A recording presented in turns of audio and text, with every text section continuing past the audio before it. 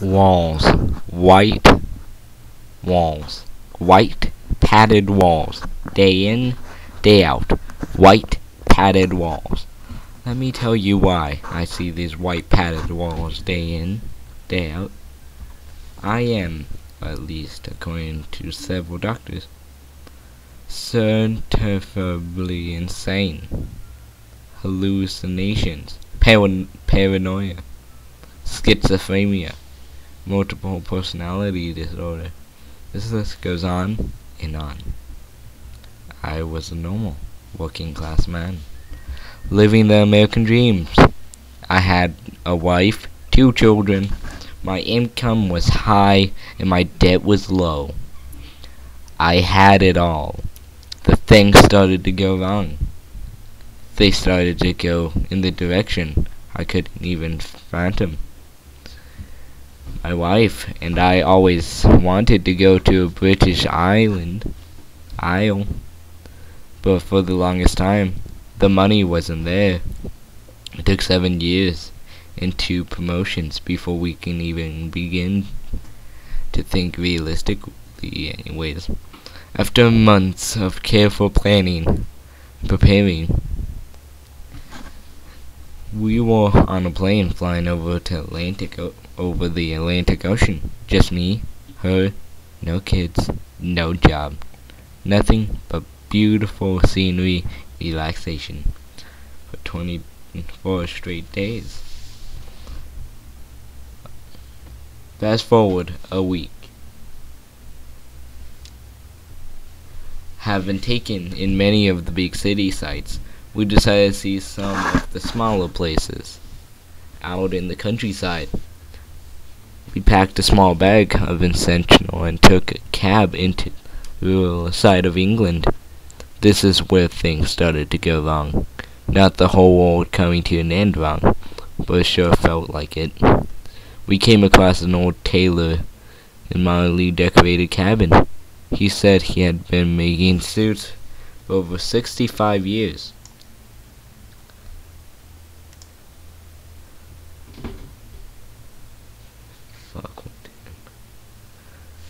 My entrance was pupid.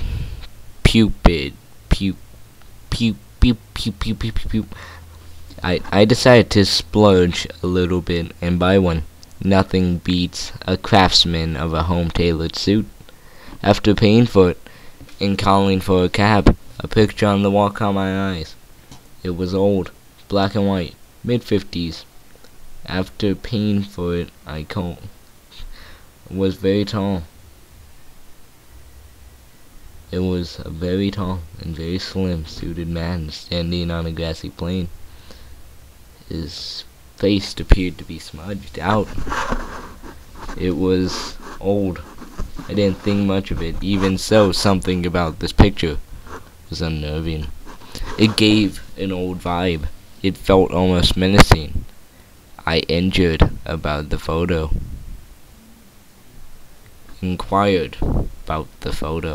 But the old man refused to talk about it. That just added fuel to my mental fire.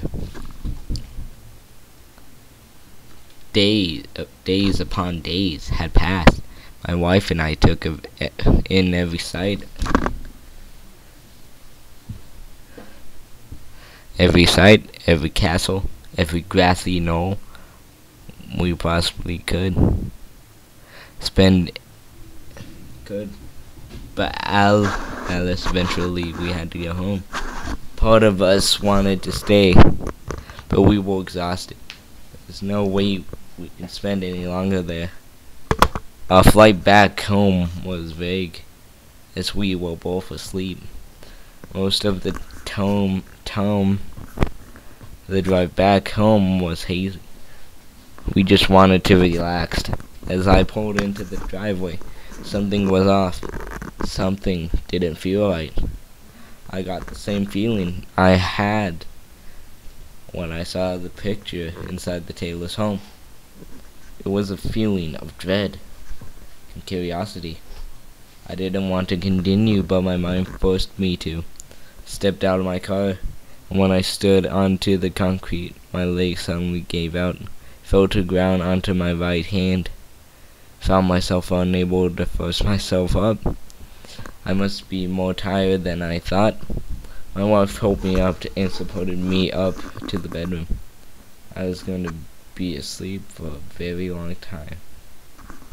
Or so I thought. That night I was plagued by nightmares of the suited man on the grassy plain. It wasn't really a bad dream as much as it was his presence haunting me in my subconscious. Just standing there, unnaturally tall, unnaturally thin. Standing there without a face, an identity. No matter how hard I tried, his face never focused in. It was as though the picture had come alive. Thoughts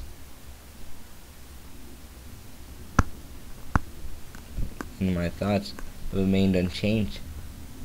This went on until I had been woken up by the sound of smashing the lamp. I raced down 2 flights of stairs and from my bedroom to the living room, armed only with a brick we used as a doorstep. Slowly crept to where the only lamp in our house used to be. Knelt down to pick up the pieces. Then when I just like blow up wind from behind me, like a person running past. I shut up faster than a startled cat. I spun around to see what or who it was. My eyes had still not adjusted, so surrounding me was nothing but darkness. My night thought was to listen. Nothing. Not a single thing. Not even the sound of the house settling. Maybe it was my nightmare. Or fatigue playing tricks on me. Maybe we had a slight tremor that caused the lamp to inch off of the table. Regardless, I was tired, and I solely wanted to get some nightmare-free sleep. It didn't happen. You know what? This is DOG 2012. You guys know I love you, but you see how much time I've been going. Whoa, 7 minutes already. No wonder why Mr. Creepypasta did no wonder why Mr. Creepy had to do part 1, part 2.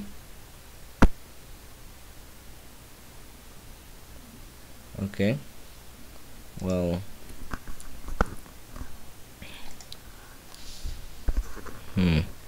Well, it didn't happen.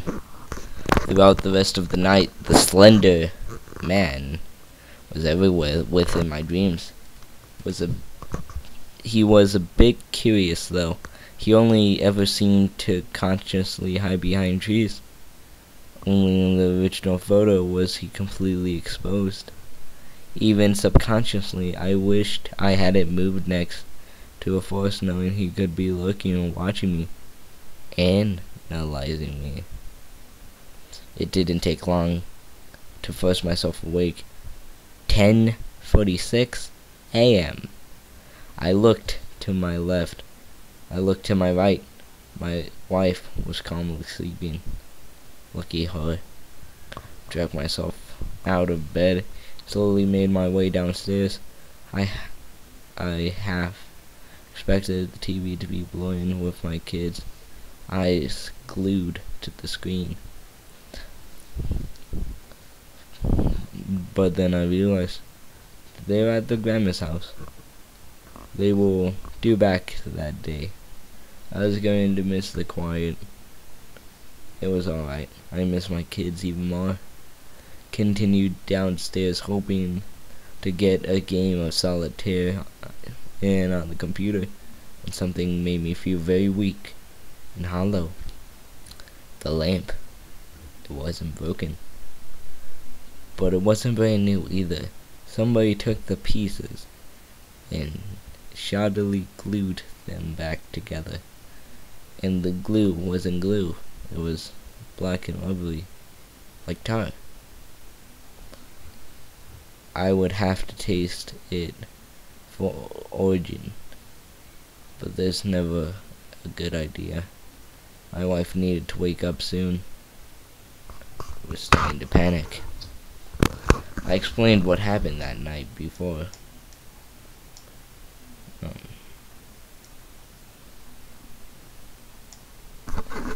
I explained what happened the night before about the lamp and the nightmares and such.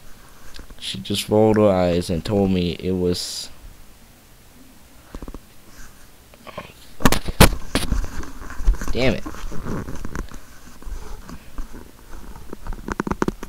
She just rolled her eyes and told me I was on something wise.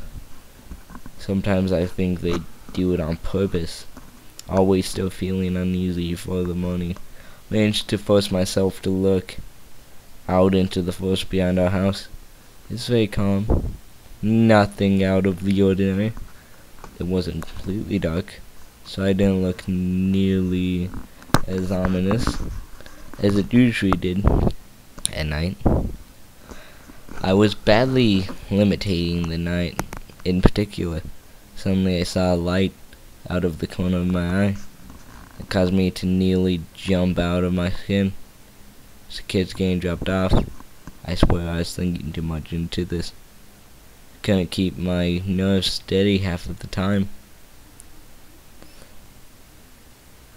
Okay, YouTube, I am not going to stop this video, but I will stop after I hit the 15-minute marker. According to the intro, I will probably have 15 or 16 minutes. Hours passed. We played with the children, put them to bed. We relaxed on the couch. My wife was asleep. My chest, I was nodding off. Slowly closed my eyes. It wasn't long before the quiet was broken. My wife and I were woken up. Window broke upstairs. A panically flurry. We ran up the stairs as fast as we could. Our older son, scared out of his mind, said it came from his brother's room. Without even thinking, I kicked the door in. Only the nightlight in the far corner brought light into the pitch-black room, and there he was, the man of my dreams, the Slender Man, hovering over my son's bed. Having seen him, I acted without even knowing what was going on. Punches were thrown, long black tentacles whipped all around. The last thing I remember was being held tightly above the ground, thrown against the wall.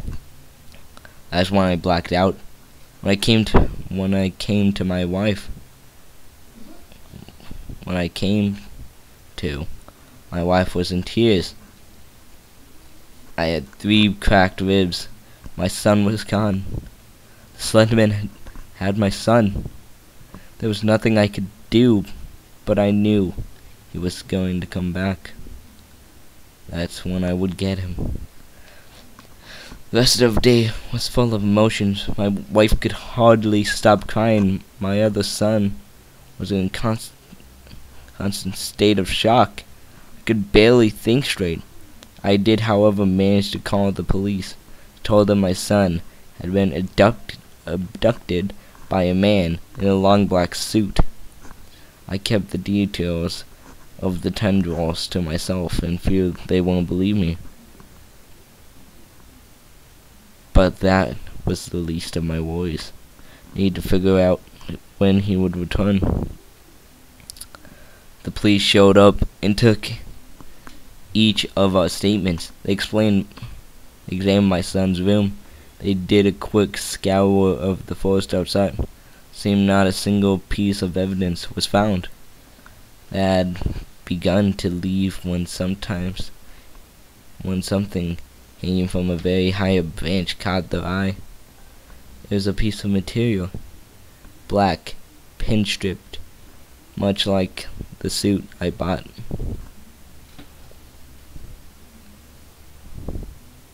While I was on vacation, I pointed this out to the police. They inquired to see my suit. Gladly showed them the way. When I opened the closet door, what I found was beyond my belief. Wrapped in my new in my now tattered suit was my son, completely drenched in blood. He didn't look conscious. Both myself and the police were shocked and disgusted. That's when I blacked out.